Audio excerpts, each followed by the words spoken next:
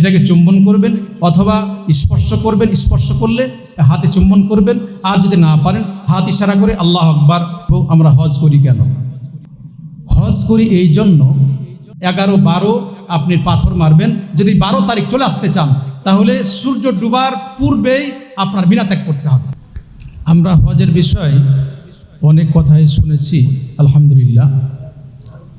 ইতিপূর্বে আমরা শুনলাম যে হজ যারা আমরা করব, তো আয়াতটি পাঠ করেছে এখানে 3টি কথা।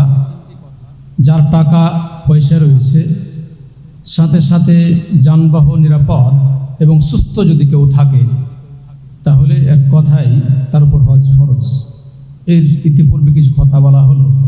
আপনি বাড়ি থেকে নিয়ে হজ যাওয়া পর্যন্ত যা প্রয়োজন, বাড়ি আসা পর্যন্ত যদি আপনার খরচ থাকে তাহলে আপনার জন্য হজ ফরজ। এবং নাও যদি যেতে চান তাহলে অন্তত নিয়তটা করে বসবেন।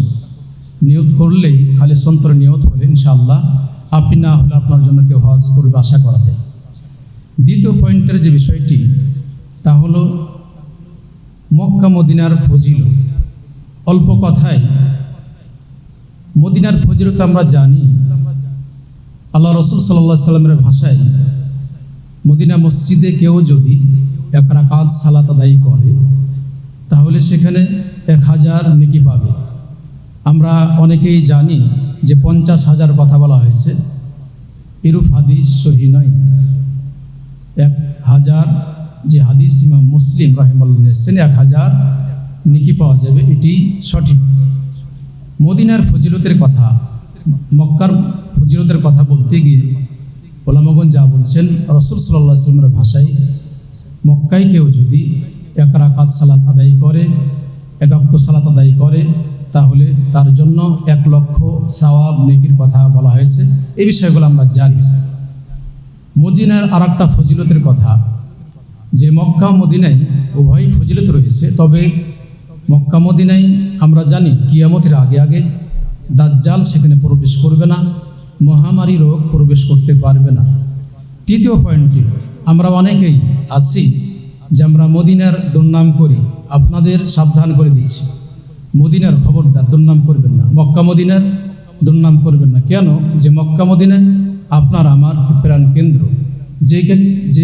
যে স্থানকে কেন্দ্র করে আপনি আমি সেখানে হজ করতে যাই, আল্লাহকে স্মরণ করি, জীবনের পাপগুলো আমাদের ক্ষমা হয়, মোচন হয়। এজন্য এই বিষয়ে সাদ রাদিয়াল্লাহু তাআলা আনহু তিনি বলছেন যে আল্লাহ রাসূল সাল্লাল্লাহু আলাইহি সাল্লাম বলেন, কেউ যদি মদিনাবাসী দুর্নাম করে, তাদের সাথে শত্রুতা করে, রাসূল সাল্লাল্লাহু আলাইহি সাল্লামের ভাষায় যেমন আমরা লবণকে যদি পানিতে রাখি, লবণ থাকবে কি? লবণ কিন্তু থাকবে না। যদি আপনি মদিনাবাসীর, মক্কাবাসীর এদের সাথে শত্রুতা পোষণ করেন, তাহলে আপনিও এই লবণের ন্যায় ধ্বংস হয়ে যাবেন। অনেক কঠিন ও জটিল। আমাদের বাংলাদেশে আপনাকে যদি জিজ্ঞেস করা হয় যে ইরানে 100% মুসলিম না সৌদি আরবে, ওরা বলবে যে ইরানে 100% মুসলিম আর সৌদি ইহুদি দালাল। এই কথা আবেগী মুসলমানেরা বলে, অথচ তারাও মুসলিম, আল্লাহকে ভয় করবে। এইগুলা কথা যেমন আপনি বলতে পারেন না, বললে আপনার ঈমান নষ্টের পর্যায়ে রয়েছে। এই জন্য আমরা মদিনার এই ফজিলতগুলা সাথে সাথে আমরা আরও অনেক ফজিলত আছে। ফাদাইলুল মাদিনা বলে একটা অধ্যায় রয়েছে, ইমাম বুখারী রাহিমাহুল্লাহ আছেন। এই ফাদাইলুল মাদিনা আপনারা এই অধ্যায়টা আপনারা পড়তে পারেন। আল্লাহ যেন আমাদের সে তৌফিক দান করেন। আর একটি মদিনার ফজিলত, মক্কার ফজিলত আল্লাহ রসুল সাল্লাল্লাহু আলাইহি ওয়াসাল্লামের ভাষায়, তাহলে আল্লাহ রসুল সাল্লাল্লাহু আলাইহি ওয়াসাল্লাম বলছেন যে মক্কার জন্য ইব্রাহিম আলাইহিস সালাম তিনি দোয়া করেছেন, আল্লাহর কাছে আমি দোয়া করি মদিনার জন্য, হে আল্লাহ তুমি এই মদিনাতে মুদ্দিনা আসায়না বারিক লানা ফি মুদ্দিনা আসায়না, এদের যে রোজগারে এদের যা আছে বরকত দান করো, যেমনটি ইব্রাহিম আলাইহিস সালাম মক্কার জন্য দোয়া করেছেন। আমাদের এই স্বল্প কথায় মক্কা মদিনার ফজিলত আমরা যা পেলাম, সাথে সাথে 3 নম্বর যে পয়েন্টে আমরা আসবো, আমরা হজ করি কেন? হজ করি এই জন্য যে হজ, পুরো হজ এক ব্যক্তি, পুরো হজটাই আপনাকে বলছে যে আপনি আল্লাহর সন্তুষ্টি অর্জনের জন্য ইবাদতবন্দি করছেন আর শিরকি কাজ আপনি ত্যাগ করছেন। এই কথাটি স্বীকারোক্তি নেওয়ার জন্য মহান আল্লাহ সুবহানাহু ওয়া তাআলা হজকে ফরজ করেছেন। আমরা কিন্তু অনেকে জানি না। হজের মূল উদ্দেশ্যই হলো যে আল্লাহ তাআলা বান্দার কাছে তিনি যে সত্য মাবুদ, এই সত্য মাবুদ এই বাক্যটা বারংবার আপনার কাছে আমার কাছে স্বীকারোক্তি নেওয়ার জন্য তিনি হজ ফরজ করেছেন। আর আমরাই বলি যে আল্লাহ তোমার শরীকের জন্য আমরা আসি নাই। তাহলে আমরা কথায় যে আসি, যে এখন হজ যে উদ্দেশ্যে আল্লাহ তাআলা ফরজ করলেন এই বিষয়ে আমরা হজের এখন আমরা তাহলে আসি যে হজ যে আমরা করব বাস্তব প্রশিক্ষণের ক্ষেত্রে আমরা দেখি হজ করার ক্ষেত্রে যখন হজ করার উদ্দেশ্যে আমরা আমাদের মুআল্লিম সাহেবেরা আছেন, আপনারা সরঞ্জাম যা নিবেন, ঝাঁত যে বলা হয়, আপনার মাল খাওয়ার বা টাকা পয়সা যেগুলো আছে এগুলো তো নিবেনই। নেওয়ার সাথে সাথে প্রথম যে হজের বিষয় যে আমরা নিয়ত, হজের যে 4টি রুকুন রয়েছে, এই রুকুন যদি আপনার হজের ভিতরে না থাকে তাহলে কিন্তু হজ কবুল হবে। এই জন্য বাকি আর অংশগুলো যা আছে আপনি বাড়ি থেকে বাসে যাবেন, তারপর সেখানে আরও যেগুলা থাকার বিষয়গুলা এগুলা মুআল্লিম সাহেবের আপনাকে বলে দিবেন। তবে এই 4টি রুকুন এর প্রতি আমরা অনেক গুরুত্ব দিব। এইগুলাই কিন্তু বাস্তব প্রশিক্ষণ। প্রথম রুকুন হলো নিয়ত। নিয়তটা কি? তাকবীরাতুল ইহরাম। তাকবীরাতুল ইহরামটা কি? আমরা যে সালাতের ভিতরে আমরা দেখি না, সালাতে যখন ইমাম সাহেব যখন দাঁড়ালেন আর মুয়াজ্জিন সাহেব একামাত দিলেন, একামাত দেওয়ার পরে ইমাম সাহেব যখন বললেন আল্লাহু আকবার, আল্লাহু আকবার বললে আপনি সালাতে প্রবেশ করলেন। এই জন্য আপনার জন্য দুনিয়াবি সকল বিষয় হারাম, আর কোনো আপনি কথা বলতে পারবেন না। আল্লাহর সাথে আপনার সম্পৃক্ত হলেন, আল্লাহর সাথে আপনি কথা বলা শুরু করলেন, এই জন্য সব কিছু হারাম। যখন সালাম ফিরালেন আপনার জন্য যেগুলো হারাম ছিল এখন হালাল হয়ে গেছে। অনুরূপভাবে হজের প্রথম যেটি রুকুন এটি অনেক গুরুত্বপূর্ণ। যদি আপনার জীবনে হজের কবুলিয়াতের এটি গুরুত্বপূর্ণ যে আপনি নিয়ত করবেন। নিয়তটা কি? এই যে তাকবীরাতে ইহরাম বলা হয়, ইহরাম বাঁধা। ইহরাম বাঁধাটা কি? ইহরাম বাঁধা হলো মেকাত যা আছে, যে স্থান থেকে আল্লাহ রাসূল সাল্লাল্লাহু আলাইহি সাল্লাম নিয়ত বেঁধেছেন। আপনি আমি যখন বাংলাদেশ থেকে আপনি যাবেন, যাওয়ার পর আমাদের মেকাত ওলামাগণ যা বলছেন, যেহেতু আমরা বিমানে যাই আর ইয়ামানবাসী এর সাথে ভারতবর্ষ যারা এই পথে যায়, ইয়ালামলাম স্থানে যখন আপনি যাবেন, ইয়ালামলাম স্থানে যাওয়ার ওই স্থানে গেলে যারা হজ মুআল্লিম আছে আপনাদেরকে বলে দেয় যে আপনি এখন নিয়ত বাঁধুন। আপনি যদি শুধু হজ করেন, হজ্জে ইফরাদ, তাহলে আপনি বলবেন আল্লাহুম্মা লাব্বাইকা হাজ্জান, এই বাক্য আপনি পড়বেন। সাথে সাথে আপনি যদি হজে তামাত্তু করেন তাহলে আপনি বলবেন আল্লাহুম্মা লাব্বাইকা উমরাতান, উমরা শেষ করার পরে আপনি গিয়ে হজের পরে নিয়ত করবেন। আর যদি কারেন করেন তাহলে আপনি বলবেন আল্লাহুম্মা লাব্বাইকা উমরাতান ওয়া হাজ্জান। তো ইফরাদ শুধু এর ভিতরে হজ, আর তামাত্তু এর সাথে উমরাও আছে, হজও আছে।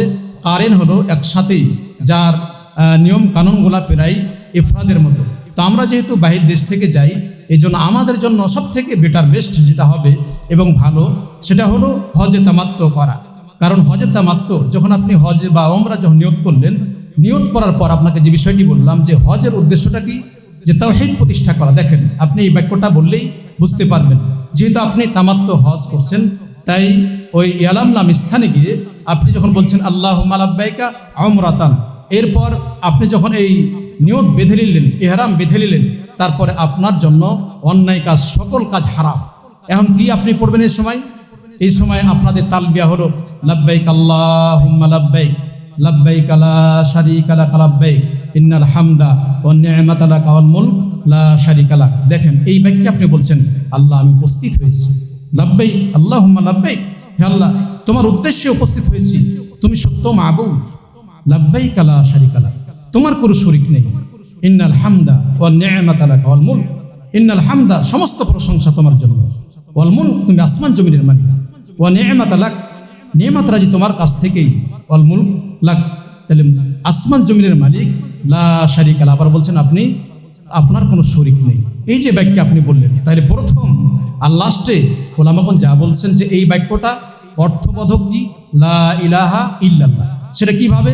আপনি যখন বলেন লাব্বাইক আল্লাহুম্মা লাব্বাইক, এটা অর্থ আছে ইল্লাল্লাহ, আল্লাহ ছাড়া, আল্লাহ এখানে আল্লাহ অর্থ আছে, যখন আপনি বলছেন লাব্বাইক আল্লাহুম্মা লাব্বাইক লাব্বাইক লা শারিকা লাক, আপনি যখন বলছেন যে আল্লাহ তোমার জন্য, তোমার ইবাদতের জন্য আমি এসেছি, তুমি সত্য মাবুদ, তোমার কোনো শরীক নেই। তাহলে এই বাক্যটা, এই যে আপনি নিয়ত বাঁধলেন, এহরাম বাঁধলেন আপনার মেকাত থেকে মক্কা যাওয়া পর্যন্ত, এই তালবিয়া আপনার ইবাদত। আপনি বারংবার আল্লাহকে বলছেন আল্লাহ তোমার জন্য উপস্থিত হয়েছি, তোমার কোনো শরীক নেই। এই বাক্যটা বারংবার আপনি বলবেন। আপনি যখন গেলেন মক্কায় যাওয়ার পরে তাওয়াফ কাজ, আপনার তাওয়াফ করবেন, সেখানে হাজরে আসওয়াদ আছে। হাজরে আসওয়াদ আল্লাহ রাসূল সাল্লাল্লাহু আলাইহি ওয়াসাল্লাম যে হাদিস থেকে যে আমরা পাই, জাবির বিন আব্দুল্লাহ, একটা বড় হাদিস রয়েছে, আপনারা মিশকাত আল মাসাবিতে পাবেন। বিদায় হজ নাম দিয়ে একটা অধ্যায়, জাবির বিন আব্দুল্লাহ এই হাদিসের উপর পরিপূর্ণ হজের বিষয়টি উল্লেখ করা হয়েছে। তো আপনি যখন মক্কায় গেলেন, মক্কা যাওয়ার পরে প্রথম 7টি তাওয়াফ করবেন। প্রথম তাওয়াফে হাজরে আসওয়াদ যে পাথর আপনারা শুনেছেন, এই পাথরটি জান্নাতি পাথর ছিল, পরে দুনিয়াতে আল্লাহ প্রেরণ করেছেন। এই পাথরটি আপনার দুধের থেকেও সাদা ছিল। যাই হোক, আপনার আমার এই চুম্বনের কারণে সেটি কালো হয়ে গেছে। এর অর্থই নয় যে পাথরের কোনো ক্ষমতা আছে যে পাথর আপনাকে ক্ষমা করবে। এটি আল্লাহ রাসূল সাল্লাল্লাহু আলাইহি ওয়াসাল্লামের সুন্নত, তা আমরা চুম্বন করি। আপনি সেটাকে চুম্বন করবেন অথবা স্পর্শ করবেন, স্পর্শ করলে হাতে চুম্বন করবেন, আর যদি না পারেন হাত ইশারা করে আল্লাহু আকবার বলে এই হাজরে আসওয়াদ পাথর থেকে আপনার চালু হবে কি তাওয়াফ। হাজরে আসওয়াদ পাথর যে স্থানে, এখান থেকে আপনি তাওয়াফ শুরু করবেন। এই তাওয়াফ শুরু করলে আবার যখন হাজরে আসওয়াদের কাছে আসবেন, এক তাওয়াফের বিষয়গুলা আপনার, যখন আপনি কাপড় বাঁধবেন, যে চাদরটি আপনি পরবেন সাদা চাদর, আপনার এই কাঁধ ঢাকা থাকবে আর এই কাঁধটা খালি থাকবে, মানে পুরো তাওয়াফের ক্ষেত্রে। আর 3 তাওয়াফের বলে একটু একটু করে দৌড়াবেন। যদি লোক অনেক থাকে তারপরও যেন আপনি চেষ্টা করছেন একটু করে দৌড়ান 3টি তাওয়াফে। আর বাকি তাওয়াফ এগুলো আপনি সাধারণভাবে হাঁটবেন। তাহলে আপনি যে স্থান থেকে শুরু করেছেন তাওয়াফ, এই স্থানে একবার যখন ফিরে আসবেন তখন একটা তাওয়াফ হবে। আবার বিসমিল্লাহ আল্লাহু আকবার বলবেন, অথবা স্পর্শ করতে পারলে বা চুম্বন করতে পারলে ভালো, যদি না পারেন হাত ইশারা করে আল্লাহু আকবার বললেই হবে। যখন আসলেন একবার হলো, আবার এই স্থানে আসলেন একবার হলো, এইভাবে 7 তাওয়াফ।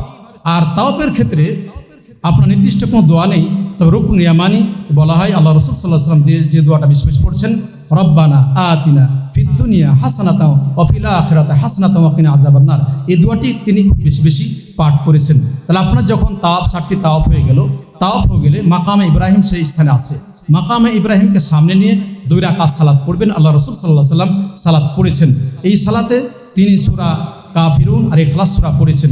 জি, যদি আপনার মাকামে ইব্রাহিমের সামনে যদি আপনার স্থান না থাকে, মসজিদে যে কোনো স্থানে 2 রাকাত সালাত পড়বেন। 2 রাকাত সালাত পড়া হলে আপনি দোয়া করবেন, আল্লাহর কাছে প্রার্থনা করবেন হাত উত্তোলন করে।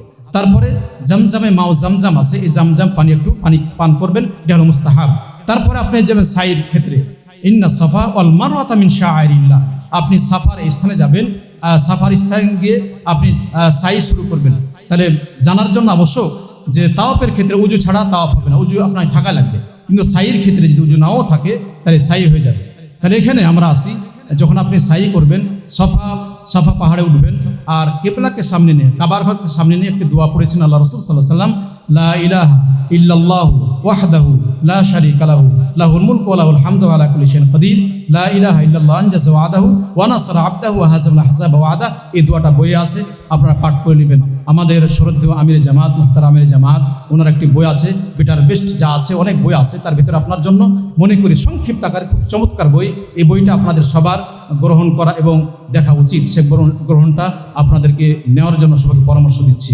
জি, আপনি যখন সাই শুরু করলেন সাফা থেকে নিয়ে, সামনে দেখবেন একটু আপনার সবুজ বাতি আছে। সবুজ বাতি, এই স্থানে গেলে একটু দৌড় দিবেন আস্তে আস্তে, আবার সামনে গিয়ে সবুজ বাতি পাবেন। এইভাবে ওই পর্যন্ত এই সবুজ বাতি শুরু, একটু দৌড়, ওই সবুজ বাতি গিয়ে আপনি থেমে যাবেন।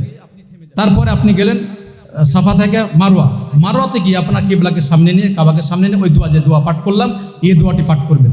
তাহলে সাফা থেকে মারওয়া গেলেন, এখানে এক সাই হলো। আবার মারওয়া থেকে ফেরত আসবেন, আবার সবুজ বাতি পাবেন, ওই বাতি থেকে আবার সবুজ বাতি, এই পর্যন্ত আপনি আসবেন। আসলে একটু দৌড় দিবেন মাঝে। সাফাতে আসলেন আপনার 2য় সাই, মারওয়াতে গেলেন 3য় সাই, সাফা আসলেন 4, মারওয়াতে গেলেন 5, মারওয়াতে সাফাতে 5, আপনি মারওয়া, এই 7 সাই হলো। আপনার উমরা হয়ে গেল, আপনি চুল কেটে ফেলবেন। এই তো আপনার উমরা। তাহলে উমরার কথা শেষ। এখন আমি আসি 2য় রুকুনে, উকুফ আরাফা। তাহলে উকুফ আরাফার সাথে, সাইয়ের সাথে যখন আপনার উমরা হয়ে গেছে, সাই শেষ হয়ে গেল, হজের 8 তারিখ আপনি হজের জন্য আবার যাবেন কোথায়? 8 তারিখে নিয়ত বাঁধবেন হজ, আল্লাহুম্মা লাব্বাইকা হাজ্জান, যেই স্থানে আছেন মক্কার সেই স্থান থেকে আপনি হজের জন্য নিয়ত বাঁধবেন। লাব্বাইকা হাজ্জান বলে নিয়ত বেঁধে আবার যে তালবিয়া পাঠ করছেন এই তালবিয়া পড়তে পড়তে যাবেন মিনায়। মিনাতে জোহর, আসর, মাগরিব, ইশা, ফজর কসর করে আপনি সবগুলা সালাত ওখানে পড়বেন। যখন আপনার জন্য সূর্য উঠে যাবে সকালে 9 তারিখ আরাফার ময়দানে আপনি যাবেন। আরাফার ময়দানে গিয়ে মানে মিনা থেকে নিয়ে এই তালবিয়া পড়তে লাব্বাইক আল্লাহুম্মা লাব্বাইক এই তালবিয়া পড়তে পড়তে আরাফার ময়দানে যাবেন। আরাফার ময়দানে যখন সূর্যটা পশ্চিম দিকে ঢলে যাবে, সূর্য পশ্চিম দিকে ঢলে গেলে আপনি ওই আরাফার ময়দানে প্রবেশ করবেন। তারপর জামান কসরান, জোহর আসর একসাথে পড়বেন কসর করে। এই সালাত আদায় করার পরে জানি আমরা যে আল হাজ্জু আরাফা, আরাফাইটা হজ। তাই আরা উকুফ আরাফা, এই স্থানে যদি আপনি না যেতে পারেন, প্রবেশ না করেন, হজ হবে না।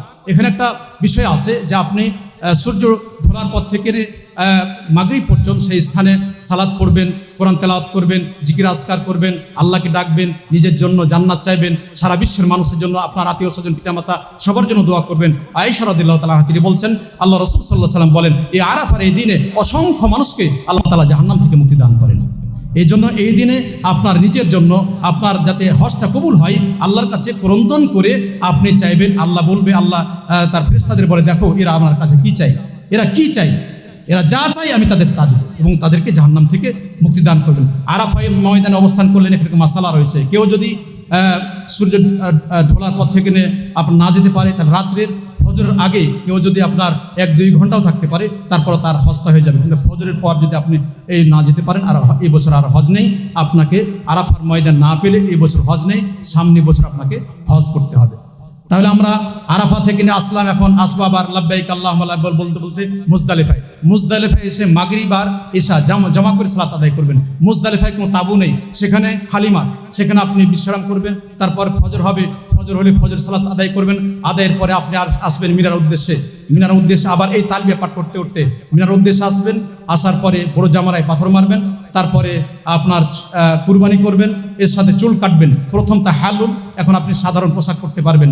এরপরে ওই দিনেই, না পারলে পরের দিনে আপনি তাওয়াফ করবেন। এই তাওয়াফ এখন আসছি, এই তাওয়াফে ইফাদা। 3 নাম্বার রুকন হলো তাওয়াফ ইফাদা। হজের তাওয়াফ যেটা, এই তাওয়াফ সাই যদি আপনি না করেন, তাওয়াফ না করেন, আপনার হজ হবে না। তাহলে আপনি 10 তারিখে তাওয়াফ করলেন, অথবা 11 তারিখে, 10 তারিখ যে তাওয়াফ করলেন, তাওয়াফ করলে আপনি এখন হালাল হয়ে গেলেন।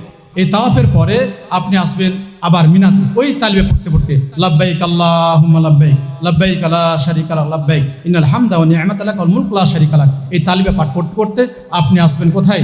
মিনাতে আসবেন। মিনাতে আপনি যে থাকলেন, এখন 11, তারপর 12, 13 এই তারিখ থাকবেন। প্রথম দিন কিন্তু আপনি 10 তারিখ মারছেন বড়টা পাথর, তারপরে এই কুরবানি করেছেন, চুল কেটেছেন, তাওয়াফ করেছেন। 11 তারিখে আপনার যখন সূর্যটা পশ্চিম দিকে ঢলে যাবে, তারপর থেকে ছোটটাতে পাথর মারবেন। পাথর মারার পরে বাম দিকে দাঁড়িয়ে দোয়া করবেন কিবলামুখী হয়ে। তারপরে দ্বিতীয়টা পাথর মারবেন, 7টি তাওয়াফ বিসমিল্লাহ আল্লাহু আকবার বলে, অথবা আল্লাহু আকবার বলে প্রত্যেকটি পাথরের সময় আল্লাহু আকবার বলবেন। তারপরে আপনার যখন পাথর মারা হবে, দ্বিতীয় পাথর মারা হলে আপনি আবার বাম দিকে দাঁড়িয়ে কেবলাকে সামনে নিয়ে দোয়া করবেন। আবার বড়টা যখন আপনি পাথর মারবেন, এই স্থানে দোয়া নেই। আল্লাহ রাসূল সাল্লাল্লাহু আলাইহি ওয়াসাল্লাম এইভাবেই তিনি করেছেন। এইভাবে আপনি 11, 12 আপনি পাথর মারবেন। যদি 12 তারিখ চলে আসতে চান, তাহলে সূর্য ডুবার পূর্বেই আপনার মিনা ত্যাগ করতে হবে। আর যদি না হয়, আপনার জন্য উত্তম হবে 13 তারিখ পাথর মেরে আপনি মক্কায় আসবেন। মক্কায় আসার পরে আপনার বিদায়ী তাওয়াফ আপনি করে নেবেন। বিদায়ী তাওয়াফ সেখানে আপনি করবেন। বিদায়ী তাওয়াফ করার পরে আপনার হজ ইনশাল্লাহ হয়ে যাবে। এই সংক্ষিপ্ত আকারে আপনাদের কথাগুলা বললাম। আল্লাহর কাছে আমরা প্রার্থনা করি আল্লাহ যেন আমাদের হজ কবুল করেন। এর সাথে যেগুলো মাহজুরাত আছে, আপনি মাথা ঢাকবেন না, চুল কাটবেন না, নখ কাটবেন না, এর সাথে আরও যেগুলো আছে নিষিদ্ধ বিষয়গুলো আপনারা একটু পড়ে নেবেন। বইয়ে সব বিষয় বিস্তারিত দেওয়া আছে। এই সব বিষয়গুলো আমরা দেখে পড়ে নিব। আল্লাহ যেন আমাদের তৌফিক দান করেন। জি, এর সাথে হ্যাঁ, এই কথাগুলাই ছিল আমাদের। তাহলে 1 নম্বর নিয়ত, তারপর তাওয়াফ ইফাদা, তাওয়াফ সাই আছে, এরপরে তাওয়াফ ইফাদা, সাই, তাওয়াফ আর সাই, এই বিষয়গুলো আমরা ভালোভাবে করার চেষ্টা করবো। সাথে আমরা বই পড়বো। আল্লাহর কাছে দোয়া করি যারা আয়োজন করেছেন আল্লাহ যেন কবুল করেন। আপনাদের সবাইকে যেন এই হজের বদলে জান্নাতুল ফিরদাউস দান করেন। আমরা যাদের টাকাও নেই তারা আমরা যেখানে তারা শুনছেন আপনারা নিয়ত করবেন। নিয়ত যদি করেন তাহলে আমার বাবার কথাটা বলি। আমার বাবা কিন্তু আমার যখন জীবিত ছিলেন তখন বলছিলেন যদি আমি আমার ছেলেদের টাকা দিয়ে আমি হজ করব, কিন্তু বাবা নিজে হজ করতে পারেননি। তা আলহামদুলিল্লাহ আমার বাবার দোয়াটা কবুল হয়েছিল, এই জন্য আল্লাহ আমাকে মদিনে নিয়ে গেছে। সাথে বাবার হজ করেছিলাম, সেখানে মায়ের হজ করেছি, সাথে সাথে শ্বশুর করাইছি, শাশুড়িকে হজ করাইছি আলহামদুলিল্লাহ। তে আল্লাহর বিশেষ ফজল, আপনি নিয়ত করবেন, আল্লাহ যেন আমাদের নিয়তগুলো কবুল করেন, আল্লাহ যেন আমাদের পরকালে সবাইকে জান্নাতুল ফিরদাউসে একত্রিত করেন। ওয়া আখিরু দাওয়ানা আলহামদুলিল্লাহি রাব্বিল আলামিন। সুবহানাকাল্লাহু ওয়া বিহামদিকা আশহাদু আল্লা ইলাহা ইল্লা আনতা আস্তাগফিরুকা ওয়া আতুবু ইলাইক।